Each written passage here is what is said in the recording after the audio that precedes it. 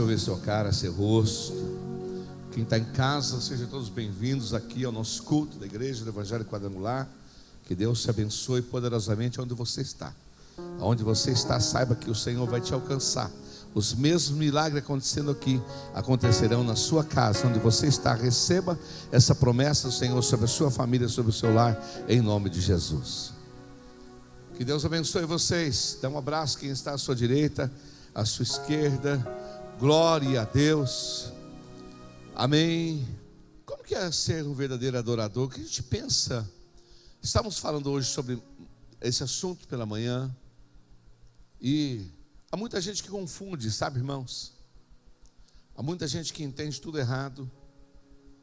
E o que eu mais desejo, desejo do meu coração, é que tudo te vá bem. É que você saiba conhecer a mente de Deus. Sabe por que as pessoas erram no relacionamento com Deus? Porque elas não conhecem Deus.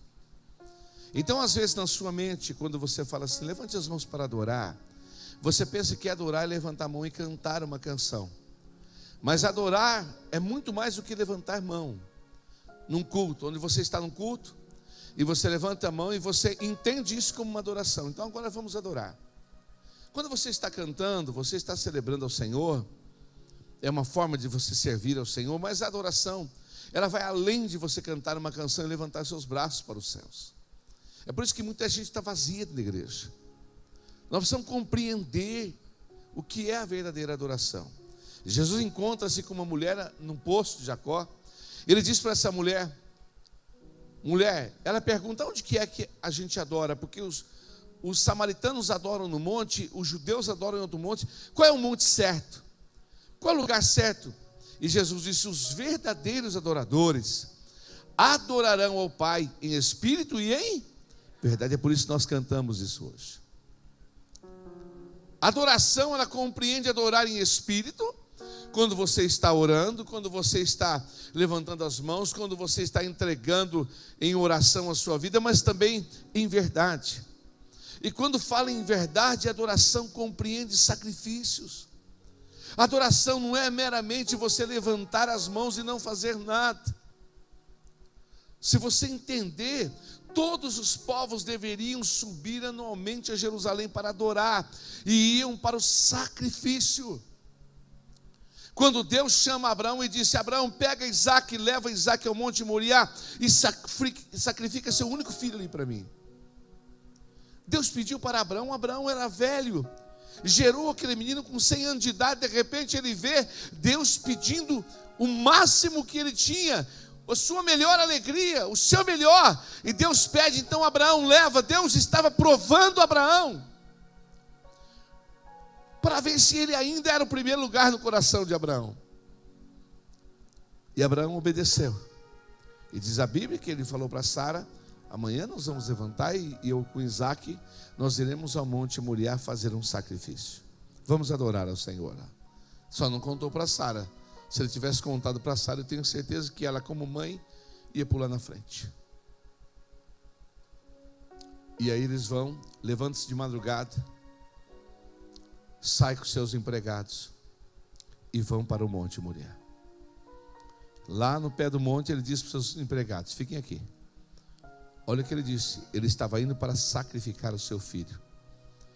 Ele disse, eu e o menino vamos e nós já voltaremos.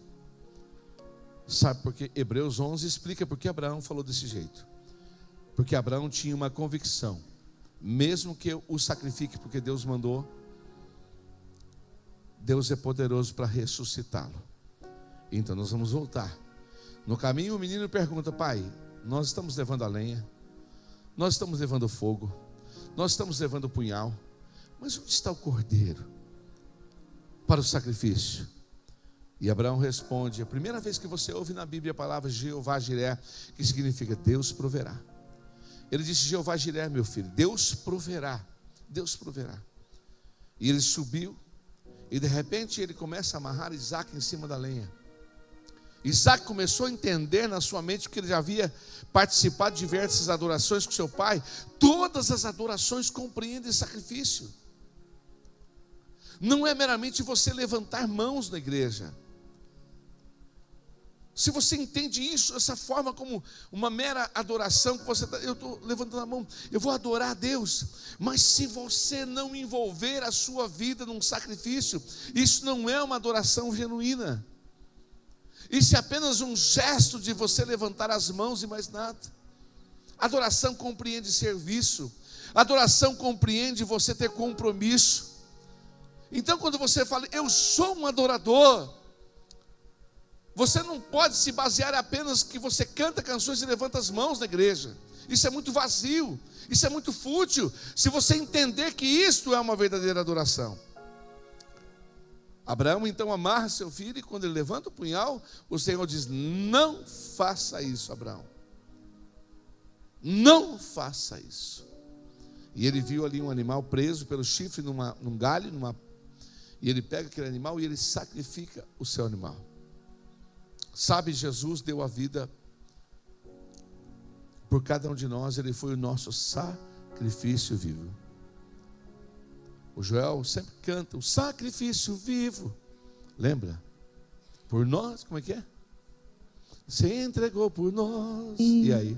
Com armas de amor ele lutou até o fim. Vestido de silêncio, o semblante era de dor.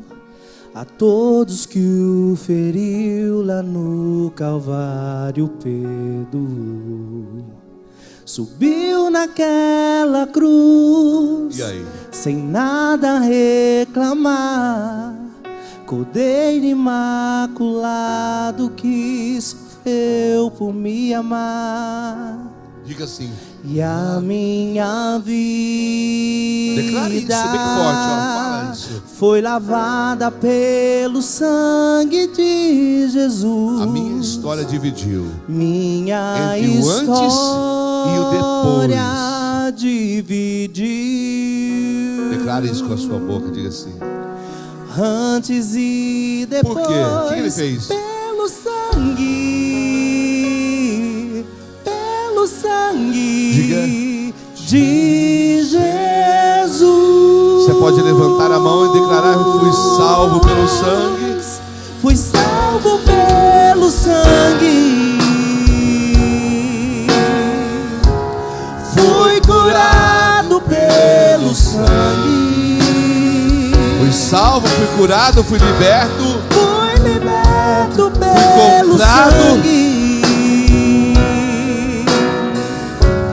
Fui comprado pelo sangue. O sangue de Jesus, que me leva até o céu. O sangue de Jesus, vermelho, forte e fiel, suportou a cruz a preço de sangue, por amor. Precioso sangue de Jesus. Não houve salvação sem sacrifício. Não existe mais sacrifício para a salvação. O único sacrifício para a salvação foi o de Jesus. Acabou. Para ser salvo não há mais necessidade de sacrifício, mas um relacionamento com Deus. Deus espera de você uma reciprocidade, não apenas um relacionamento vazio, supérfluo. Não que você seja superficial. E tem muita gente superficial dentro da igreja.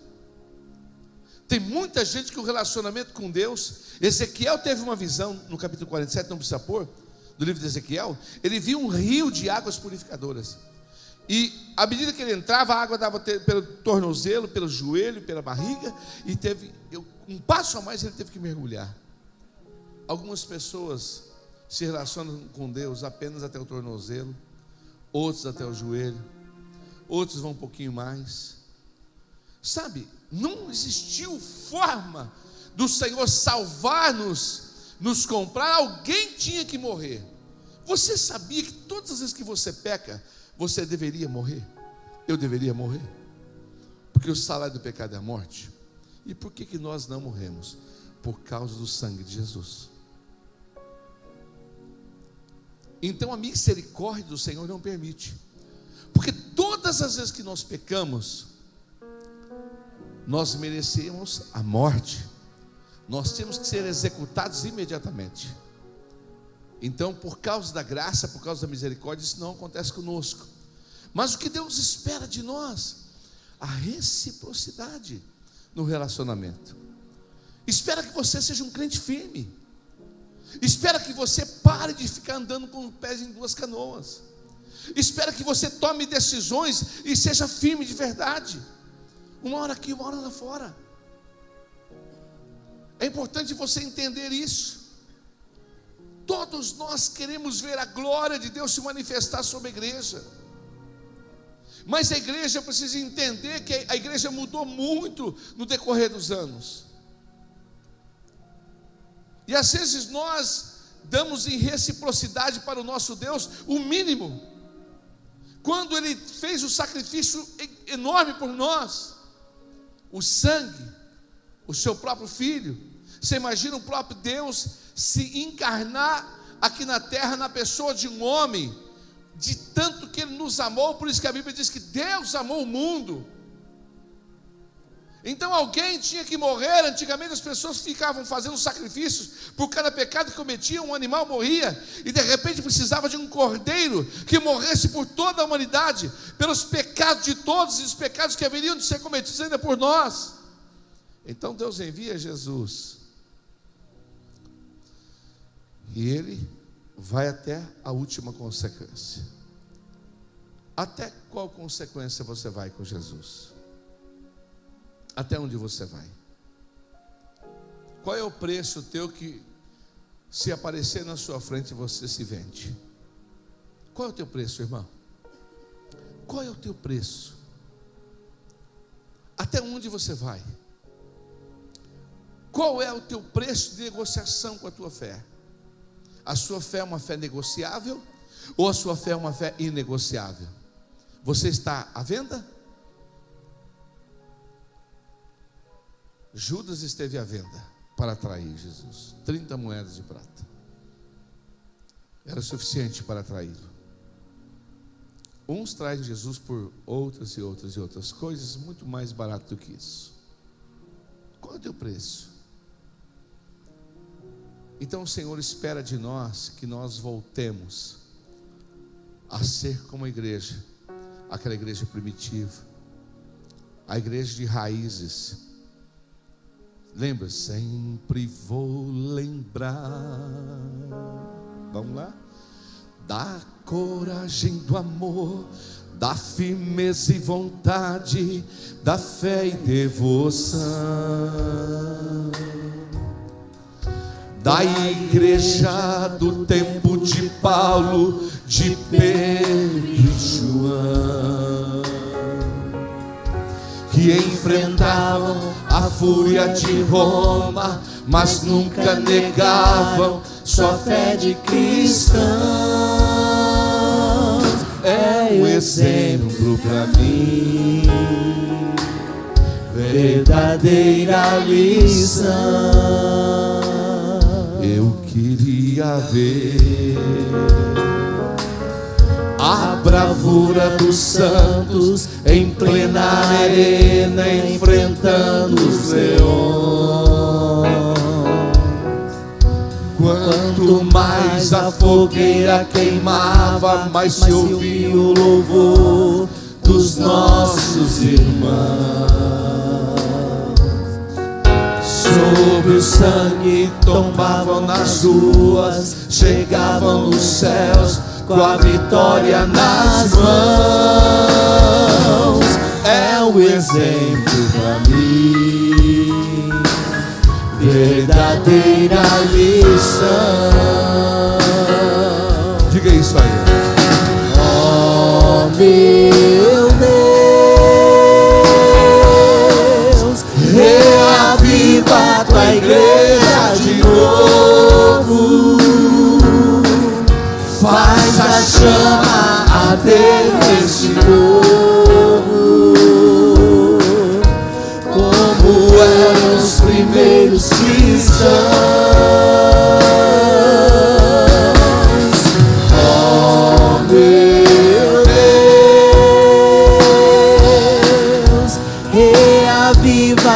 igreja de novo. Faz a chama arder nesse povo, começando em meu coração. Eles foram perseguidos.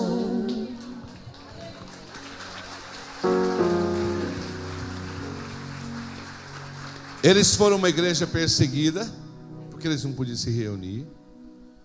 E nós temos uma série de países por aí onde ninguém pode se reunir e nem ter uma Bíblia. Se pegar a Bíblia no celular, você está morto. Morre. Famílias inteiras foram executadas porque pegou uma pessoa com a Bíblia, um trecho da Bíblia no celular. A igreja primitiva foi perseguida. Foram colocados em arenas para serem comidos vivos pelos leões. Famílias inteiras com seus filhos, com tudo, e eles sentavam para assistir o espetáculo. Alguns foram queimados vivos, e no momento que eles estavam sendo queimados, comidos por leões, se eu podia ouvir o louvor daquela igreja, daquele povo. Qual é o teu preço hoje? E alguns podiam dizer para ele: negue Jesus, e você está fora. Nega a sua fé. Talvez sim. Olha aqui para mim, menina. Talvez sim, olha aqui para mim, porque isso vai mudar a sua vida. Talvez sim. Houve algumas pessoas que negociaram: eu vou escapar. Mas a maior parte disse: eu não nego a minha fé. Eu não negocio a minha fé. Então você vai ser queimado vivo. Sadraque, Mesaque e Abednego, ou vocês dobram os seus joelhos,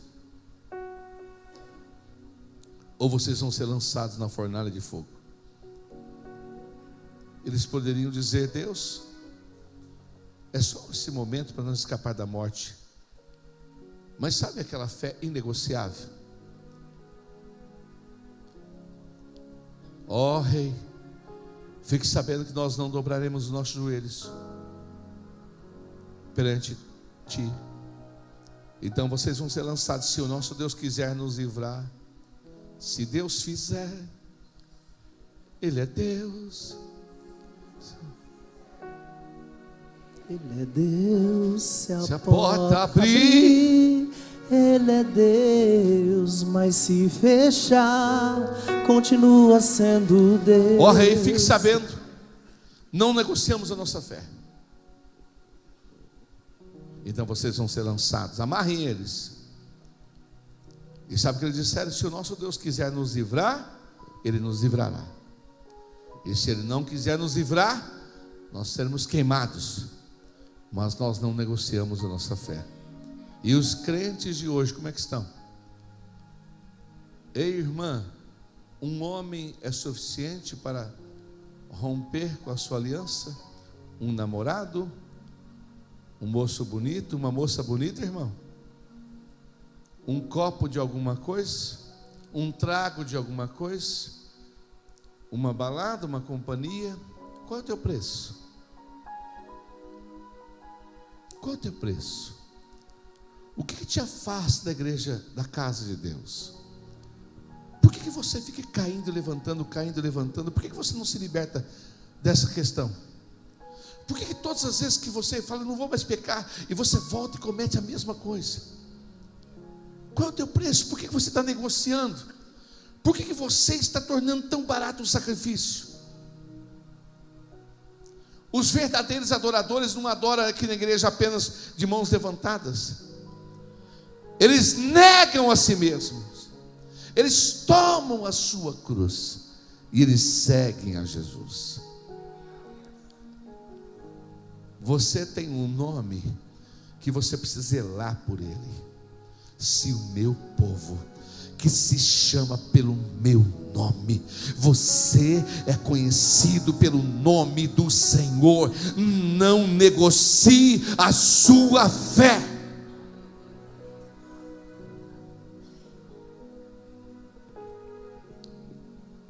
Conta-se uma história que dizem que é verdadeira, não sei dizer. Um marido coloca uma arma engatilhada na cabeça da mulher e diz: se você for para a igreja hoje, eu atiro e mato você. E ela continuou se arrumando. E ele disse: você não está acreditando, eu vou te matar. E ela disse: se você me matar, eu morro aqui. Para mim o viver é Cristo e o morrer é lucro. E se eu morrer, eu vou com Jesus. Se você não me matar, eu vou para a igreja. Você escolhe, qualquer um dos dois, para mim tanto faz. Ele olhou que era fé e ele se converteu, porque aquela mulher era uma mulher que a fé não se negociava. Atos capítulo 5 diz o que acontecia com a igreja primitiva. Você quer que isso volte a acontecer? O que acontecia com a igreja primitiva? Muitos sinais e prodígios eram feitos entre quem? Entre quem? O povo. Pelas mãos dos... E estavam todos unanimemente no alpendre de... Olha lá. Dos outros, porém, ninguém ousava juntar-se a eles. Mas o povo tinha-os em grande estima. A multidão dos que criam no Senhor, tanto homens como mulheres. O que acontecia, gente, com essa igreja? Crescia cada vez mais, de sorte que eles iam buscar os doentes das cidades vizinhas e os punham nas ruas, em leitos e macas, para que ao menos a sombra de Pedro, quando passasse, cobrisse alguns deles. E até das cidades circunvizinhas concorria muita gente a Jerusalém, conduzindo enfermo, atormentados de espíritos imundos, os quais eram o quê? Todos o quê? Deus não quer que você entre enfermo na igreja, perturbado, e volte assim. O que tinha nessa igreja? Essa igreja tinha unção. Mas aonde está essa igreja que tem unção, pastor? Eu vou correr atrás. Não, a igreja é você, benzinho. A igreja é você. É você que Deus quer mudar. A igreja não é uma denominação, uma placa. A unção não é grito, não é a gente pulando e gritando. Você não confunde isso com unção. Ali não tinha grito, não tinha pulo, não tinha nada. A sombra de Pedro apenas curava, porque o ambiente que eles estavam vivendo era um ambiente de cura, de milagres. Mas por que Deus não está fazendo mais? Por que tem muita gente que ora e não é mais curado? Por que está acontecendo de muita gente não está vendo mais as respostas de orações chegando? Porque a igreja se permitiu ser corrompida. Porque o povo está negociando a sua fé por qualquer preço. Estou na igreja, mas se tiver qualquer convite eu estou fora. Eu saio fora. Qualquer convite. Se aparecer um namorado para me tirar da igreja, eu estou fora, eu vou embora com ele. Se aparecer uma namorada, eu estou fora, eu vou embora com ela. Qualquer coisa, eu estou aqui por estar, mas se tiver alguma coisinha, eu vou embora. É uma fé que se negocia facilmente. Uma festinha, pronto, já não vou nem para a Santa Ceia mais. Então a igreja se corrompeu. Aí tem muitos irmãos que estão orando: Senhor, cadê o teu milagre? Senhor, ó Deus. Mas Deus não é bobo, irmão.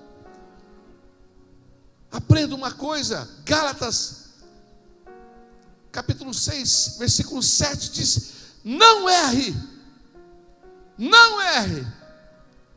Não, Deus não se deixe escarnecer. Ninguém vai zombar do Senhor. Não brinca com Deus, não. Tudo que o homem semear também ceifará. Deus não vai permitir ser escarnecido por uma igreja corrompível. Mas Deus quer uma igreja firme. Deus quer crentes aqui como Mesaque, Sadraque e Abednego, que diga: eu não negocio a minha fé. Crentes que não achem que a adoração é apenas levantar a mão num momento de canção. Isso é muito fútil. Não confunda isso com uma verdadeira adoração. Se não tem serviço seu na obra, não é adoração, você não adora. Se não tem sacrifício, não é adoração. Se você não está envolvido, não está comprometido, se você não mergulhou, não é adoração. É apenas um levantar de mão com o nome de adoração. Adoração, ela tem que ser em espírito, tem que ser em verdade. A igreja primitiva trazia consigo raízes de uma igreja criada segundo o coração de Deus. Atos capítulo 5 é a resposta de Atos capítulo 2, é a resposta do que acontecia em Atos capítulo 4. O que acontecia em Atos capítulo 2? Em Atos capítulo 2, eles perseveravam na doutrina dos apóstolos. O povo ouvia a palavra e o povo não se desviava da palavra. O que Deus falou, eu vou anotar, eu vou meditar nessa palavra, eu vou perseverar nela. Não vai ser só bonitinha para o momento do culto, eu vou embora e falar, que maravilha. E 2 dias depois eu nem lembro mais o que Deus falou. Atos capítulo 2, eles perseveravam na comunhão. Você tem comunhão com as pessoas na igreja? Ou você é isolado? Você conhece as pessoas aqui que frequentam aqui?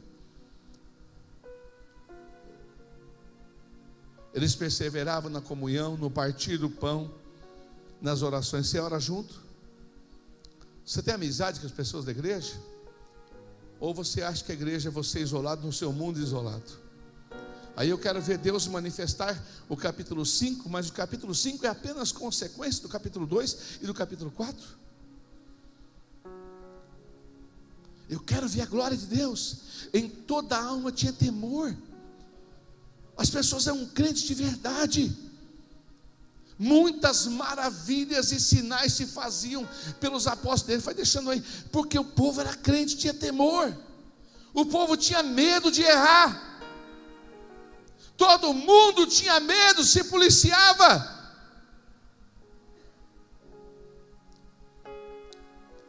A igreja foi se tornando corruptível, corrompível.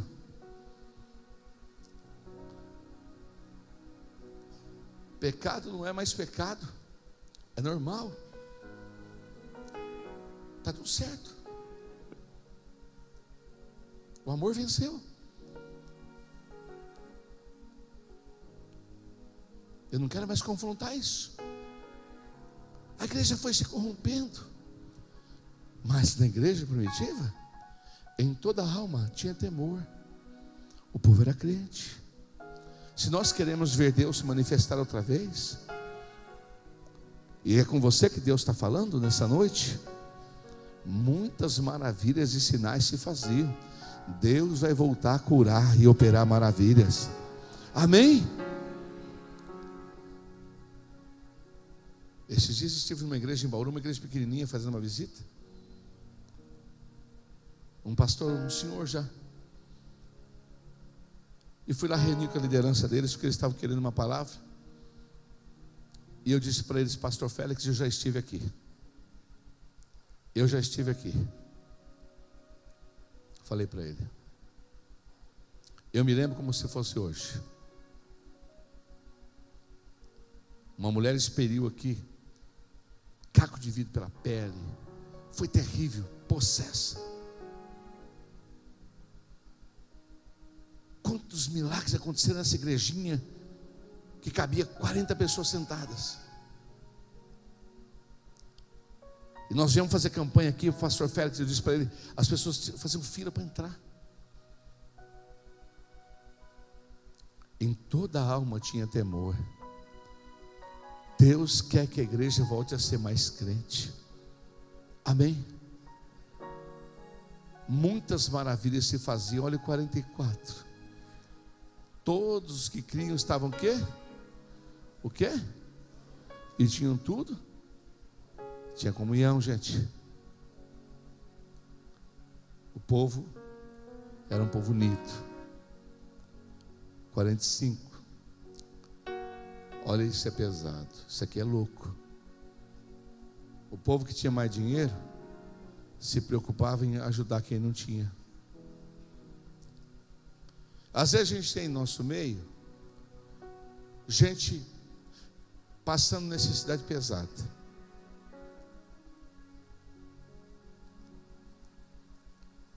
E às vezes a gente não faz nada. E pode acreditar numa coisa, nós somos ricos.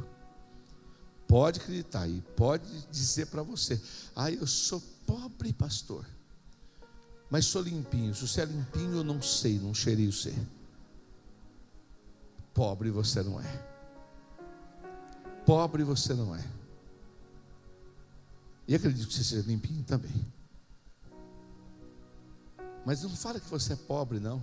Você não faz nem ideia. Tem pessoas vivendo uma calamidade. Tem pessoas vivendo no extremo. Essa era uma igreja preocupada com quem não tinha.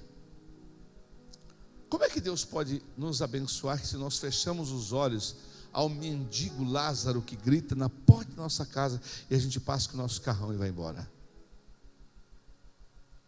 Como é que nós podemos dizer que nós somos uma igreja verdadeira se nós não queremos saber de quem está sofrendo? Nós somos ricos, irmãos. Você é rico. Não fala que você é pobre, nunca mais fala essa bobagem. O apóstolo Paulo fala: se você tiver aonde deitar, o que comer, com o que se vestir, você já é rico.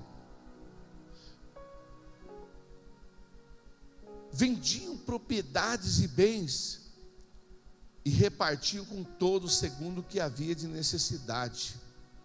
E olha lá, perseverando quanto no tempo, unânimes, o que, gente? Eu quero que você leia. Você que vem na igreja um domingo por semana, um domingo por mês, você que acha que é um sacrifício, você que quando fala vamos para a igreja, ao invés de você falar alegrei-me quando me disseram, você troca tudo. Leiam todos juntos. E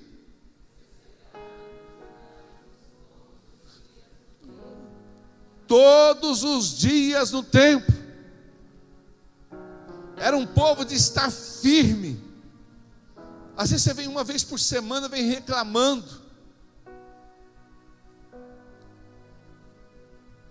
Esse negócio de ficar na igreja, gente, que teoria é essa mais diabólica que tem? Qual é o problema? Então, onde nós tiramos essa ideia que eu não posso estar lá direto na casa de Deus? Às vezes um domingo para você te custa muito, e às vezes só vem porque não tem uma coisinha melhor para você ir. Todos os dias no templo partiam pão de casa em casa, povo unido, tinha comunhão com o outro, se conhecia, visitava, comiam juntos com alegria e singeleza de coração. Você convida alguém para na sua casa, você senta com as pessoas, vocês têm amizade entre vocês. Qual é o seu ritmo? É com você que Deus está falando. Quando você vem aqui na igreja, você faz questão de conhecer, de se aproximar, ou você se isola e some, porque você não quer comunhão com ninguém. Olha o 47, o que acontecia?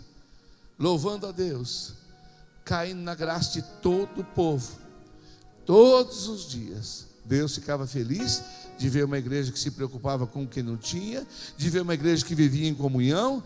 Deus ficava feliz e Ele acrescentava à igreja aqueles que se haviam de ser salvos. Amém? Porque Deus viu uma igreja segundo o coração de Deus. Deus viu um povo segundo o coração dele. Não era um povo egoísta, mas era um povo que tinha comunhão. Você precisa ter comunhão aqui dentro. Atos capítulo 5 dos milagres é consequência de Atos 2. Atos capítulo 5 é consequência de Atos 4. O que diz em Atos 4? Olha lá, era o coração e a alma da multidão, dos que criam. O povo era um só, povo unido. Ninguém dizia que coisa alguma do que possuía era sua. Sabe por quê? A empresa que você tem, o carro que você tem, a casa que você tem, você não é dono dela. Uma artéria que Deus desligar no seu coração, você já era, e vai sem nada. Tudo que Deus colocou na sua mão é para a glória dEle. Não glorifica a Deus não, aquilo que Ele te deu não. Vai vivendo como se você fosse dono e senhor de tudo. Deus te deu para você glorificar o nome dele, esse emprego. Deus não te colocou numa faculdade, meu irmão, minha irmã. Era crente, chegou na faculdade, se misturou. Ao invés de montar uma célula na faculdade, virar crente e contagiar todo mundo com a palavra de Deus, daqui a pouquinho onde está o crente? Está bebendo, está fumando, está caindo na prostituição. Era moça do altar, mas na faculdade está saindo com todo mundo. Era rapaz do altar, mas na faculdade está pegando todas. O que aconteceu? Uma fé corrompível, sem compromisso. Qualquer coisa eu me vendo. Aí eu quero dobrar o meu joelho, eu quero falar: Senhor, livra o irmão da morte, livra fulano, Deus livra a minha casa, Deus faz não sei o que. Não erre, você não vai escarnecer de Deus. Essa foi a igreja que Deus construiu. Era um coração e a alma dos que criam. Tudo que as pessoas possuíam, elas glorificavam a Deus com tudo. Todas as coisas eram comuns. Meu carro é missionário, minha casa é missionária, minha empresa é missionária, meus dons e talentos são missionários. Cantem: meus dons e talentos são para te servir. E aí? Os meus preciosos são teus. Não vejo razão na minha vida sem Cante isso. ti. Tu és meu Senhor e meu Deus. Assim como o fogo refina o ouro, vem tua obra em mim completa, até que o mundo possa ver tua glória em meu rosto brilhar. Para isso acontecer, sabe, Deus está cansado de uma igreja corruptível. Não precisa nem ameaçar que vai jogar na fogueira. As pessoas hoje não estão sendo ameaçadas de morte. O diabo parou de perseguir. Ele falou assim: só oferecer prato. Não persegue mais não. Oferece o que elas gostam e elas trocam rapidinho.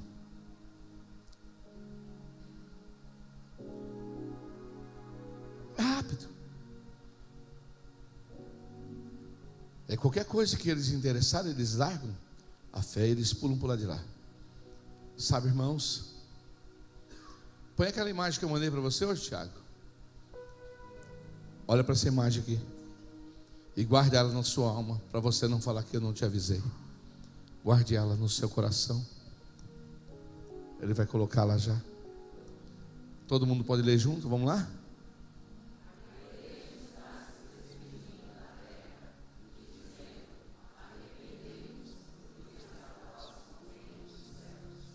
A igreja está se despedindo da terra.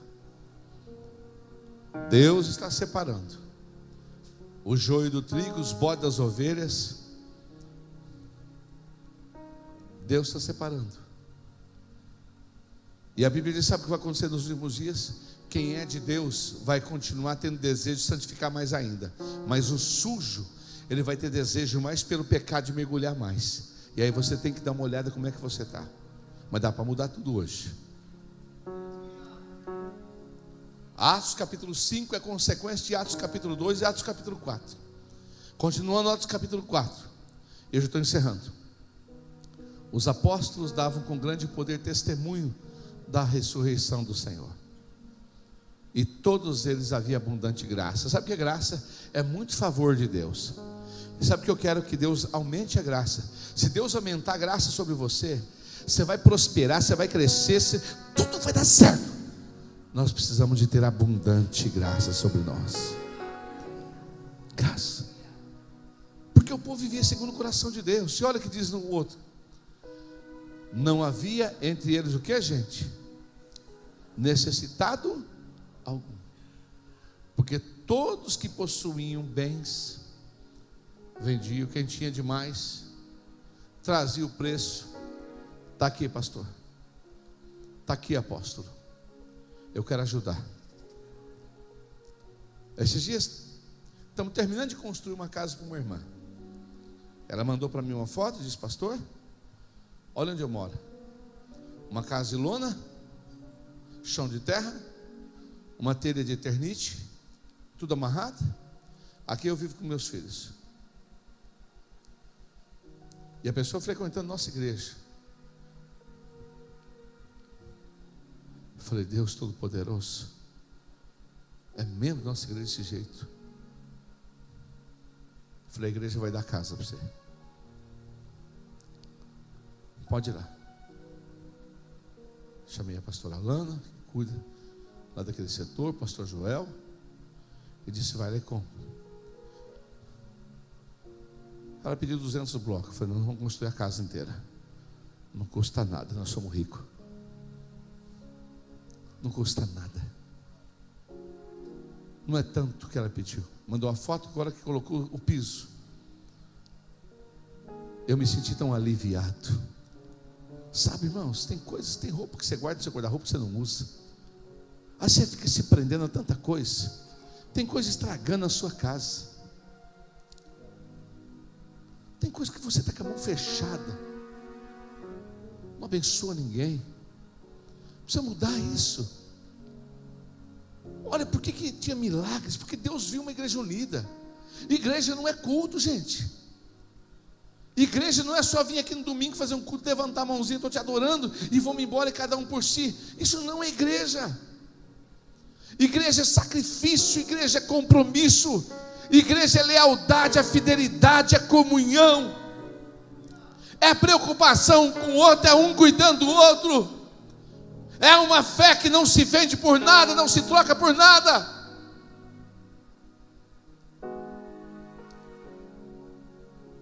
É o namorado dizendo: se você for para a igreja não vai dar entre nós. Então não vai dar entre nós, amigo, segue a tua vida.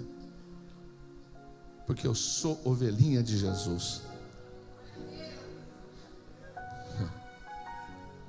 E a minha lãzinha eu só vou tirar para a pessoa certa.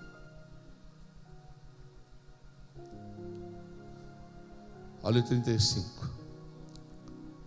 Repartia-se cada um segundo a necessidade que cada um tinha.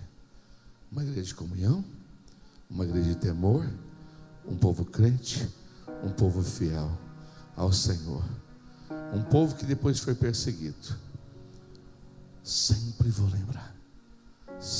lembrar da coragem, do amor, diga assim, da firmeza e vontade, da fé e devoção, diga comigo, da igreja, de Pedro, de Paulo e de João.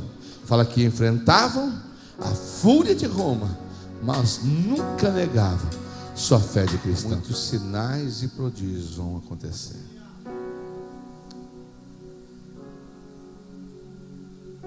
Você vive e você existe para a glória de Deus aqui. E você vive para a glória de Deus aqui na terra?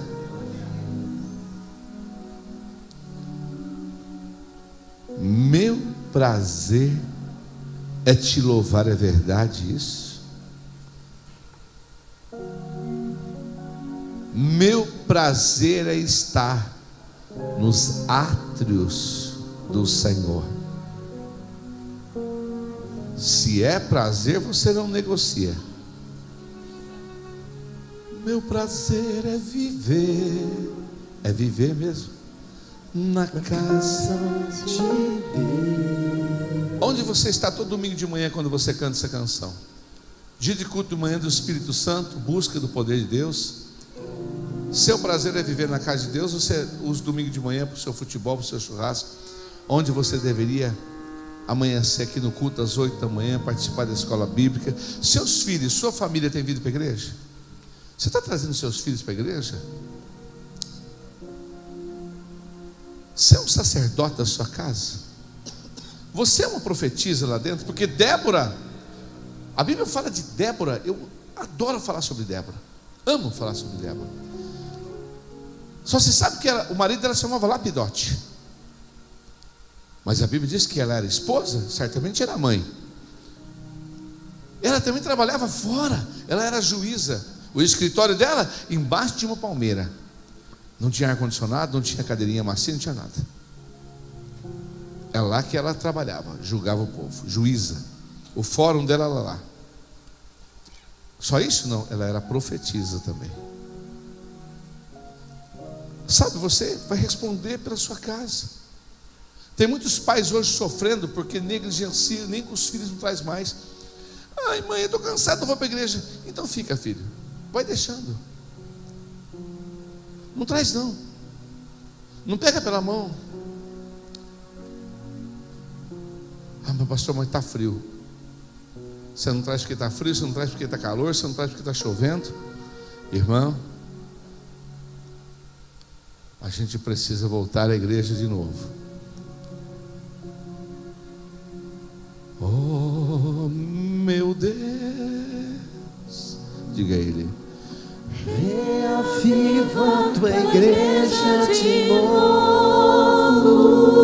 Uma igreja séria, comprometida, gente envolvida, sua família na casa de Deus, culto dentro da sua casa, você envolvido, não deixando as coisas erradas entrar na sua casa, seus filhos envolvidos em reunião de oração na sua casa. E estas palavras que hoje eu te ensino, tu as inculcarás aos teus filhos, delas falarás assentado em tua casa, ao redor da tua mesa, ao levantar-se e ao deitar-se. Ouve, ó Israel, o Senhor nosso Deus é Deus e Ele é único. Amarás, pois, o Senhor teu Deus com todo o teu coração, com toda a tua alma e com todas as tuas forças. Sentimento, pensamentos e trabalho. Volte a ser igreja do Senhor primitivo.